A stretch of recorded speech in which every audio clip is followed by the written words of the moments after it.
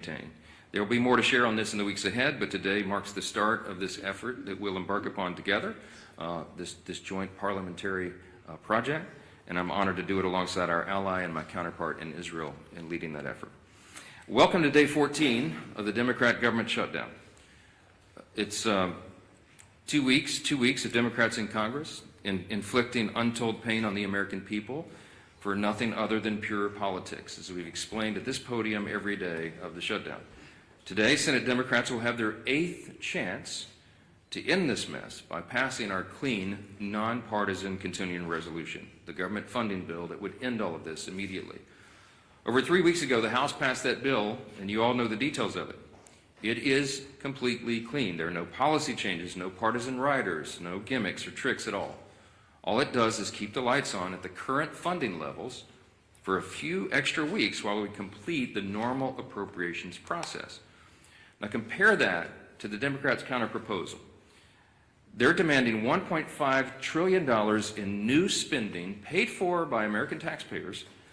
And I want you to be specific. I want us to be specific. I want you to note what that counterproposal includes, because we've not yet gone into all the details of it, because it's large and very absurd. But here's some of the highlights of this. It would reverse common sense reforms that Republicans made in the Working Families Tax Cut that keep illegal aliens off taxpayer-funded health care. This is a fact. Page 57, section 2141 of their counterproposal is this we've been posting everywhere. And it would, they would add the illegal aliens, non-citizens, back to taxpayer-funded benefits. It would cost taxpayers nearly $200 billion. They would also remove a very reasonable and modest work requirement that we put on able-bodied young men with no dependents. As we've said, they should not be riding the wagon and taking Medicaid. That is intended for vulnerable populations, the elderly, disabled, and young pregnant women, for example, and not young able-bodied men without dependents who are playing video games. We put that into the law because it's common sense. Their counterproposal would reverse that, so taxpayers would be funding them again. They would make, in their counterproposal, permanent COVID-era Obamacare subsidies without any income caps or any other reforms at all. They would make that permanent. That would cost taxpayers an estimated $358 billion. They would take away the $50 billion that we put into the law to support rural hospitals. They would remove that. And they would send $500 million to liberal news outlets by refunding the Corporation for Public Broadcasting. It would also restore up to $5 billion of American taxpayer funds for wasteful spending for international projects. Here's a couple of examples. This is in their legislation, their counterproposal on the CR to keep the lights open. This is what they want to do. They want to spend $24.6 million of your hard-earned dollars as a taxpayer for climate resilience in Honduras. They want to spend $13.4 million for civic engagement in Zimbabwe. They want to send $3.9 million for LGBTQI+ democracy grants in the Western Balkans. They want to spend $2.9 million of your dollars for desert locust risk reduction in the Horn of Africa. And $2 million for, quote, organizing for feminist democratic principles in Africa. We are not doing that. These are unserious proposals from unserious people, and they are playing games while real Americans are being harmed adversely by the shutdown.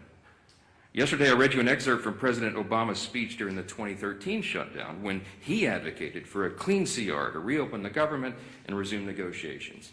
It sounded very familiar. Democrats cheered him on back then, including Chuck Schumer. He himself said some Republicans' refusal to support a clean CR back then was, quote, the politics of idiocy. Take him at his word. So yesterday we decided to do a little count of the number of times that Chuck Schumer has supported continuing resolutions just since he became the leader of the Democrats in the Senate in 2017. That number came out to 29 out of 30 continuing resolutions. That's how many times he wholeheartedly, enthusiastically supported CRs enacted into law. That's a 97% support rate. What's changed? Well, this time his job is on the line. And we've explained this very clearly because everybody can see the obvious political motivation here behind his decision to shut the government down right now. He helped us avert a shutdown in March by doing the right thing and supporting virtually the identically same continuing CR that we're offering today. And his radical base went crazy, and they haven't forgiven him for it. That's why Chuck Schumer is opposed to it today. That's what changed. It's very obvious. This government shutdown is plainly and simply an exercise in image rehabilitation. This is an attempt at image rehabilitation for Chuck Schumer. So selfishly, completely about himself, he is shutting the government down to hurt other people. He needs to show a fight against President Trump so he can keep his left base happy through the next election cycle. How do we know that? Well, his record shows the obvious truth about it. Again, look at the numbers. Chuck Schumer supported CRs to help avert a government shutdown 29 out of 30 times as leader of his party.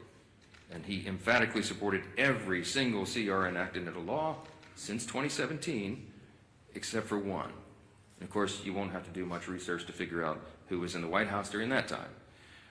If you said Donald Trump, you'd be right. And it doesn't take a genius to see that's exactly the same reason why he's doing this causing these antics today.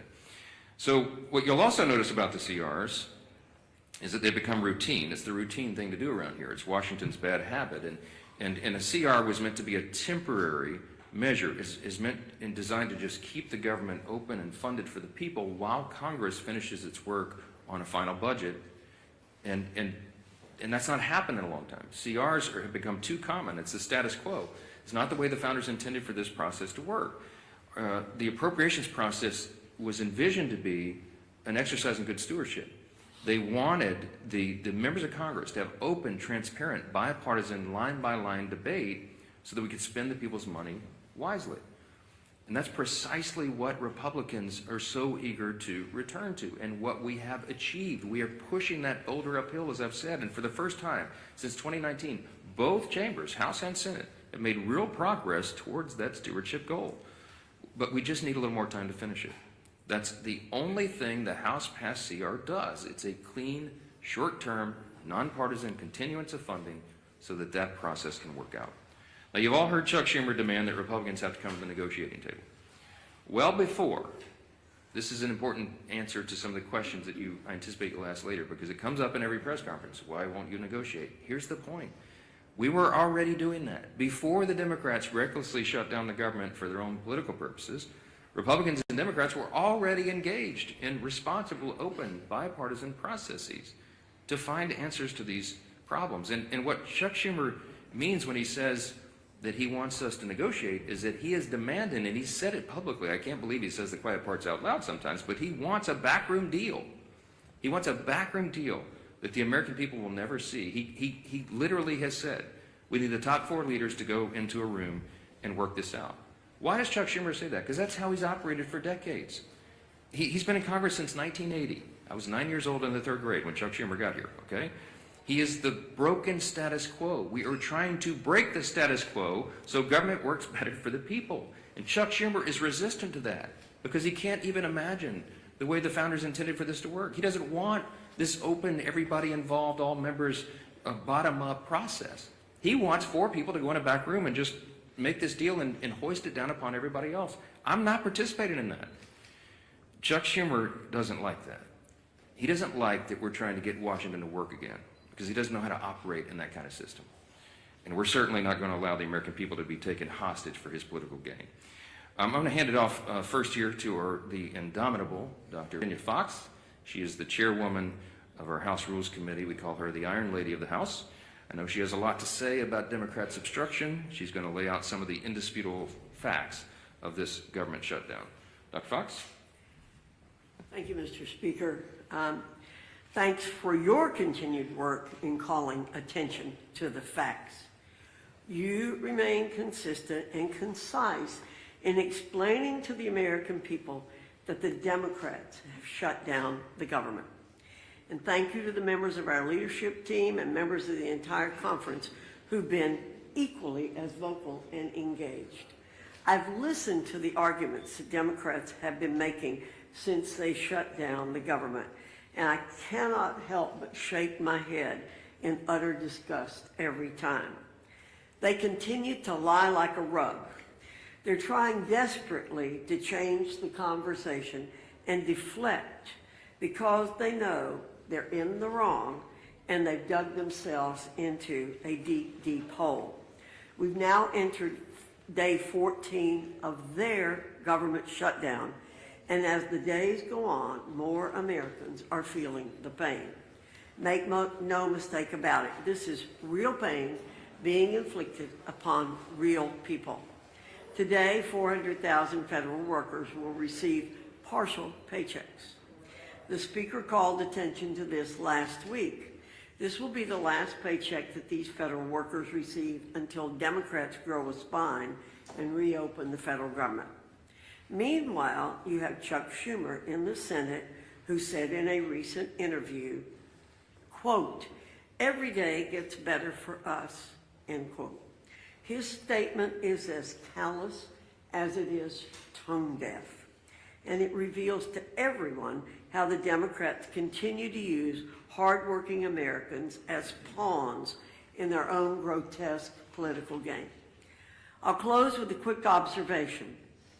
As the Speaker said previously, there's a real split screen here in Washington that the American people are watching. While Republicans are the ones who have voted and are continuing to vote to reopen the government, Democrats have treated their own shutdown as one big attention-getting activity.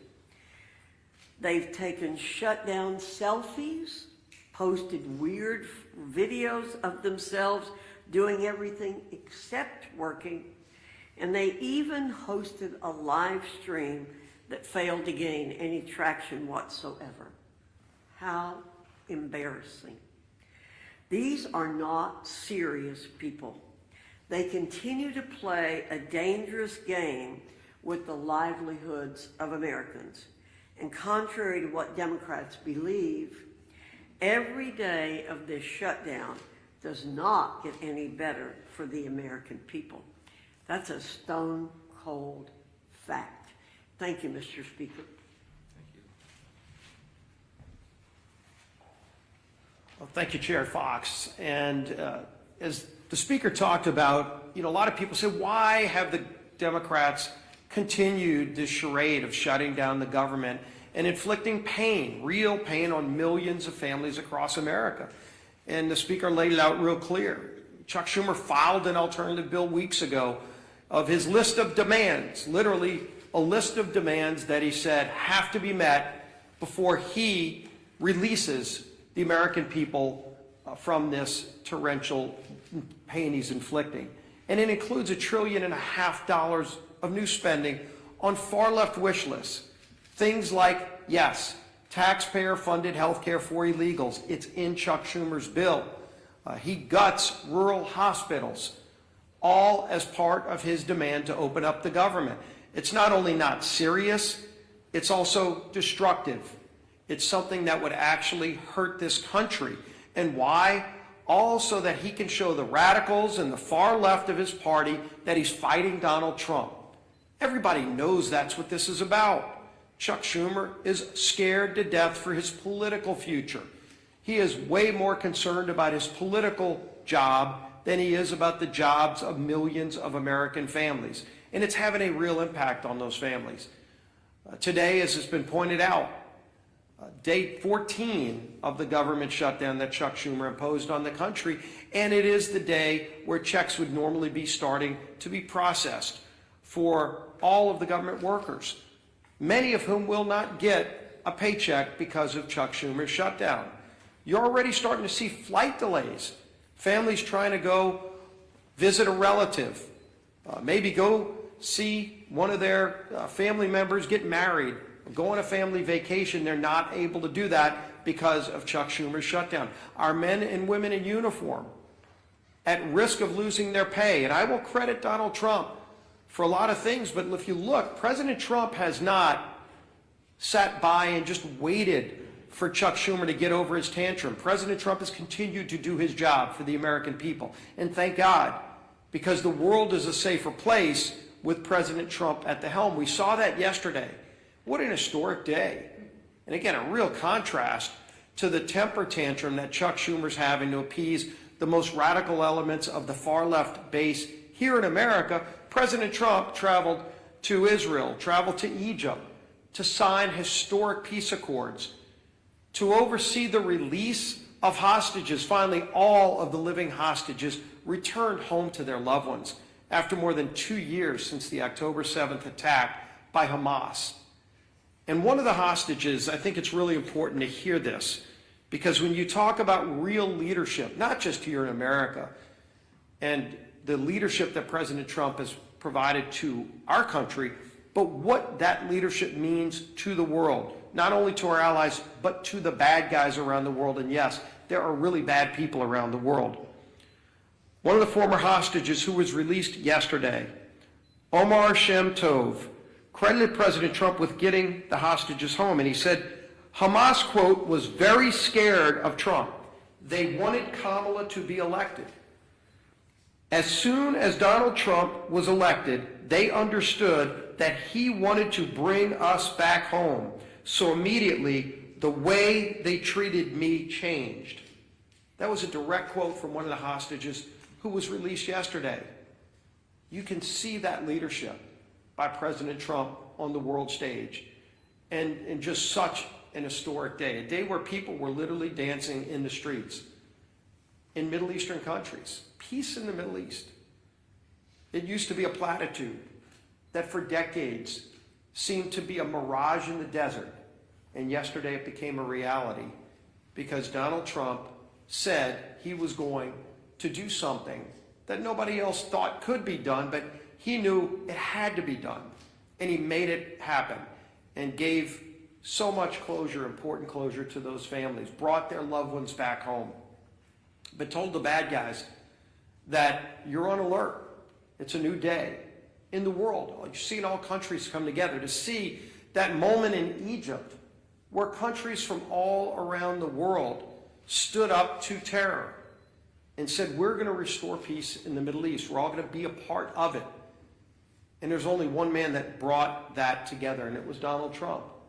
Even during a time where the contrast of Chuck Schumer throwing a temper tantrum here at home just to appease the most radical elements of his base, so that on the 18th, when they have the Hate America rally that everybody knows is coming, and that everybody knows Chuck Schumer needs to deliver a shutdown government to them to appease them. Well, how about you think about us? How about you think about those families who are struggling today because of Chuck Schumer's shutdown? There are real consequences to what Chuck Schumer is doing. Regardless of who he thinks he's appeasing, he is hurting so many people, millions and millions of people. But President Trump is not going to be daunted. President Trump found a way over the weekend to pay our troops. While he was finding peace in the Middle East, President Trump also found a way to say, even while Chuck Schumer doesn't care about our men and women in uniform, Donald Trump does. And he made sure that they will get their pay. But there's still so many others that won't because of Chuck Schumer's shutdown. This madness has to end. It is time for this shutdown to end. Chuck, don't wait for some mad march on the mall. Don't wait for some pats on the back for radical leftists who just want to hate America every single day because Donald Trump is in the White House. They can't celebrate the release of hostages because of the guy who achieved that release. That's a twisted small segment of our society. The rest of America is celebrating. The rest of America is proud of what we're achieving. And there's so much more that this great country can achieve if Chuck Schumer just got out of the way, just stopped blocking the progress that most Americans cherish, want, deserve. Our country deserves a whole lot better than what we're getting from the failed leadership. And as Speaker Johnson said, maybe it's because Chuck Schumer's been around too long and wants to hold on to the old way of doing things, the failed way of doing things, that he won't let it go. He won't allow a new, more transparent process for running the United States government. That you're seeing this leadership team, this president, delivering every single day. Chuck Schumer wants to hold on to the past, but the future is calling, and we're going to deliver. With that, let's bring up our whip.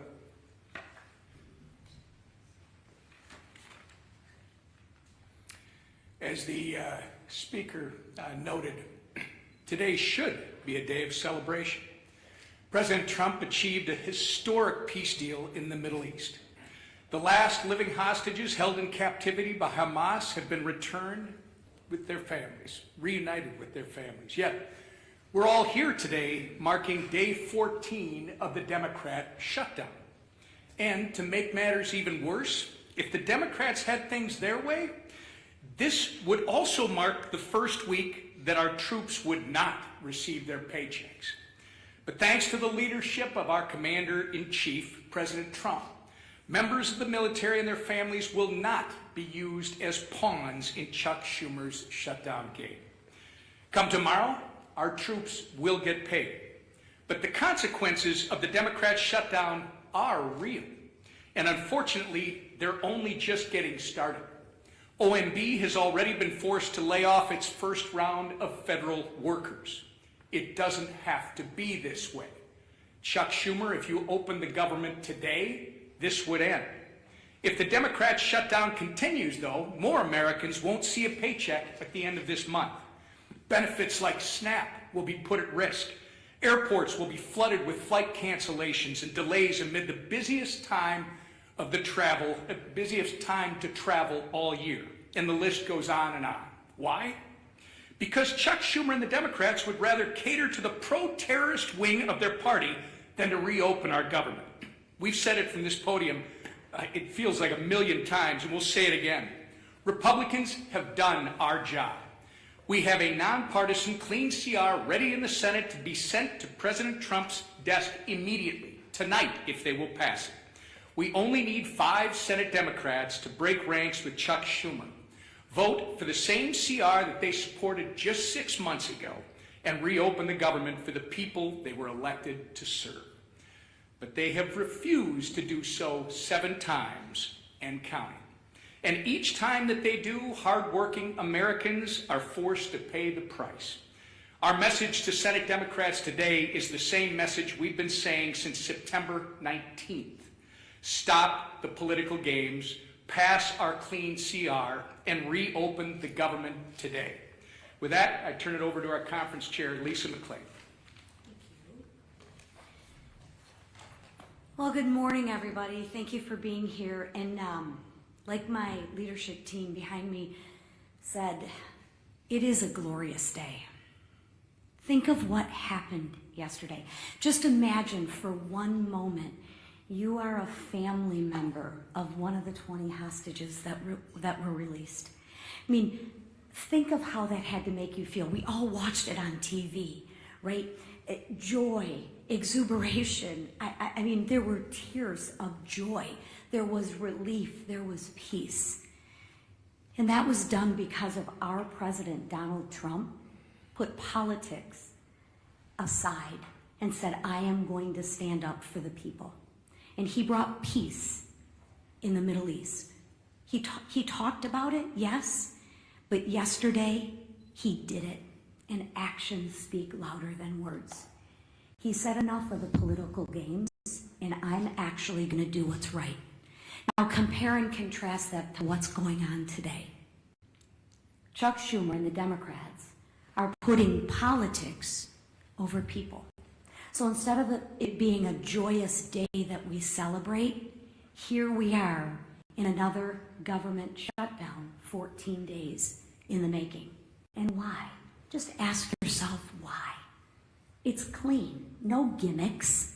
It's absolutely clean. The speaker, the leader, the whip, we all said no gimmicks. Let's not use the American people as a pawn. Let's do what's right. Let's do something different and actually fund the government in the right way. What a concept. And Democrats, my goodness gracious, they absolutely do not want that to happen. Like the speaker said, Chuck Schumer wants all 4 leaders to get behind the scenes and make a deal. We're not going to do that. That's not how government is supposed to work. And I know I sound like a broken record, but the way to end this shutdown is really, really simple. Pass the bipartisan clean funding bill that the House approved weeks ago. The Republicans voted to keep the government open. Call your Democratic senators. They're voting to keep it shut, not us. So when you ask what negotiation, there's nothing to negotiate. We already passed, we said yes, right?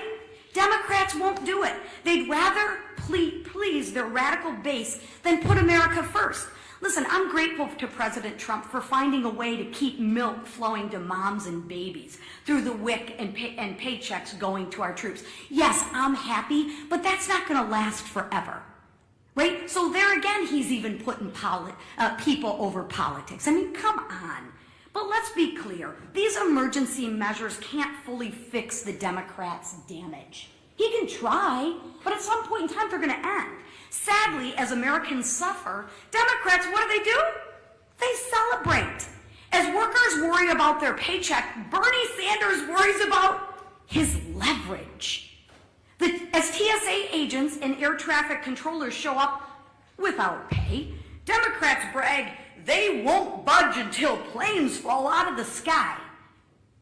Really? Really? Seriously. That's the Democrats' motto. I'm not budging till planes fall out of the sky. I'm going to teach you women, you women and children and everybody a lesson. Really? Really? As Chuck Schumer says, it's getting better every day. For who, Chuck? Better for who? For the radicals cheering on the chaos? That's who. The radicals. The leaders openly admit it. Listen, the head of the insane indivisible literally said, and I quote, "Millions will be out cheering you on, or they'll be calling for new leadership." Really? I thought they were supposed to lead for the American people. Democrats, I ask you to stop listening to people who are cheering on this mayhem. Just stop all the political games and pass the House bill. Free the American people from being held hostage by your radical base. Thank you, Madam Chair. Yeah, Manu. You've been doing this every single day, coming up here trying to pressure Senate Democrats. They've been not budging. They blocked this bill time and time again. So at what point, for the good of the country, do you need to change your strategy to try to negotiate a deal with Democrats? It's a great question. Manu asks, why don't I change my strategy? I don't have any strategy, Manu. I'm doing the right thing, the clearly obvious thing, the traditional thing. That's exactly what Chuck Schumer voted for in March of this year and gave impassioned speeches was the right and only thing. I don't have anything to negotiate. I'll say this again to everyone here. We did not load up the temporary funding bill with any Republican priorities or partisan priorities at all. I don't have anything that I can take off of that document to make it more palatable for them. So all I am able to do is come to this microphone every day, look right into the camera and plead with the American people, as Chairwoman McClain said, to call your Senate Democrats and ask them to do the right thing. We're not playing games. They're playing a game. We're not. The strategy is to do the right and obvious thing and keep the government moving for the people. But why don't we close to their position? Their position is this, Manu. Their position is they want to spend $1.5 trillion in your tax dollars to fund nonsense overseas. They want to give $200 billion to illegal aliens. We are not going to do that. We're not going to do it. The American people don't want us to do it. And they're using this for partisan political purposes to give themselves cover. They don't want the Marxists to kick. Chuck Schumer doesn't want to get a Marxist candidate challenge, AOC or someone else. Mamdani is probably going to be sadly, shockingly, the mayor of New York City. Marxism is on the rise. Hey, this is not your father's Democratic Party, everybody, okay? They're turning into communists, openly. And so Chuck Schumer does not fashion himself as a communist just yet. So he's got to show a fight to these people. That's what this is about. I'm not playing his game, Manu. I cannot go in and say, oh, gee, Chuck, what can I offer you? You know what? Maybe we'll just send $10 billion overseas to LGBTQ plus, initiatives in, the Horn of Africa or Malaysia or wherever you want to do that. No, we're not wasting taxpayers' dollars. Chad. Mr. Speaker, good morning. Thank you. You said last week that you would swear in Adelita Grijalva whenever she wants. She's written a letter to your office. You've not sworn her in. Yeah. I understand about pro forma sessions. Yes. Doesn't your resistance to not swear her in add fuel to the fire that this is about the Epstein files? No. Let's talk about Grijalva and Epstein. Okay. Once more for everybody. Everybody in Congress, I think, is for maximum transparency of the Epstein files. That is underway right now. Let me point out before I go forward further, all of the files were in the possession of the Biden-Harris Department of Justice for 4 years. Every single thing that we're talking about right now was in their sole possession. They could have released it. They could have done anything. Ro Khanna, all the Democrats who are jumping up and down making noise about this, didn't say a peep about it for 4 years. I don't know why, but this is another partisan manufactured thing. Is it a serious problem? Yes. I've sat with the victims, some of the ladies who bravely have come forward and talked about the horrors that they sustained because of traffickers on Epstein Island and all the things he was involved in. Everybody involved in that should have the full weight of justice descend upon their head. And we're all for that.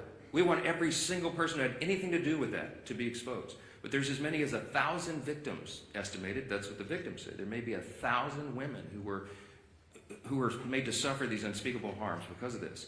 Many of them were underage at the time.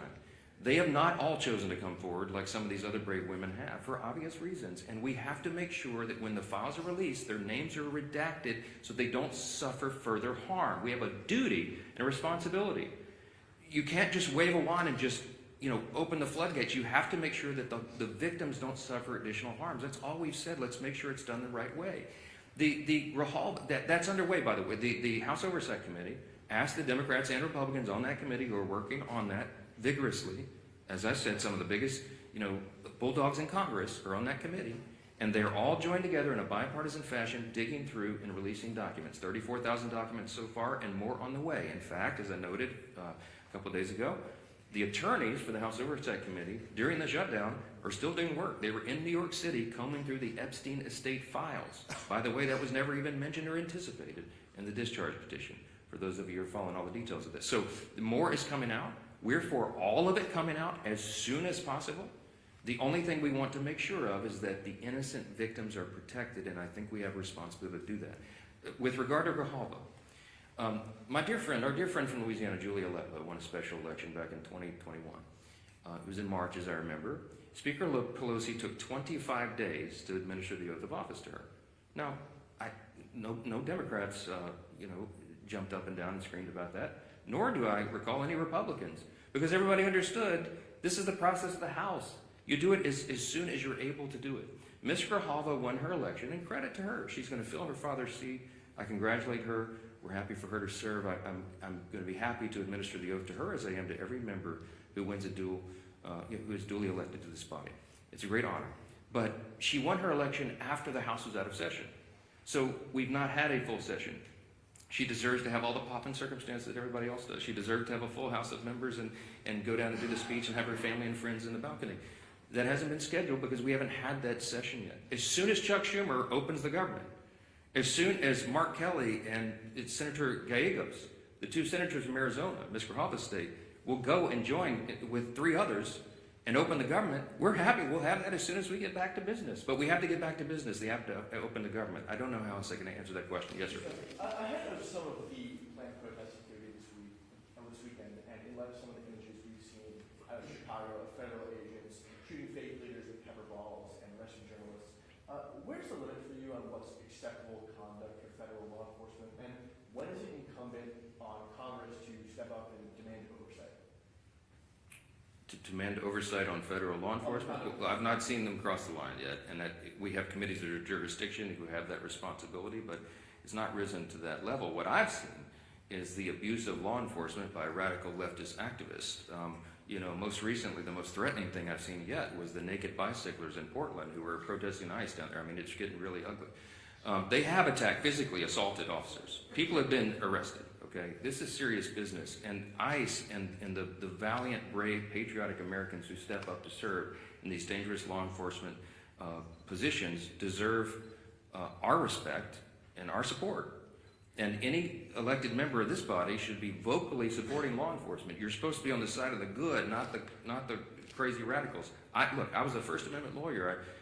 I understand. I was a religious liberty defense lawyer. I understand free speech. We vigorously protect the right to free speech, but you cannot assault law enforcement officers. And there is a line that has to be maintained. It's not risen to the level of Congress yet, but we're watching that closely. And the Republican Party stands for law enforcement. That's what we're going to be. Yes, sir. Yes, sir.